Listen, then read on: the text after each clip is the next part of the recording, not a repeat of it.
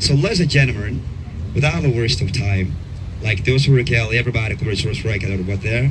But life is so much like the story of Takadawa, introducing my better half. This guy is my better half, ladies and gentlemen.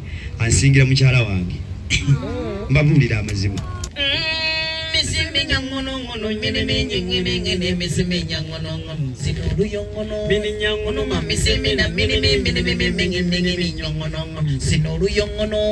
Twayagala nnyo okukola ffenna because twava ku university nga tusomyeko ne twagala okukola ffenna era Mukama Katonda n'akiteekako omukisa ne tutandika okukola ffenna tukiwadde obudde because mwami Suna Uncle Suna Benyo n'akyogedde n'agamba nti atumanyiiko empisa naffe kennyini tuzeemanyiko nti kintu kyasinga okurespectinga mu bulamu bw'omuntu izo omuntu murespectinge ogenda mujjako kyoyagala. Naku z'omwezi 7 teri kulanga kulala mukwate ekkubo mwenna abafaanizi baffe mujje ku theatre La Bonita tugenda bakuba bakomediani bonna abataliwo waneeno ye time kubanga si bonna bakomediani bangi mu Uganda abasigadde mujja tula mu audience muyige.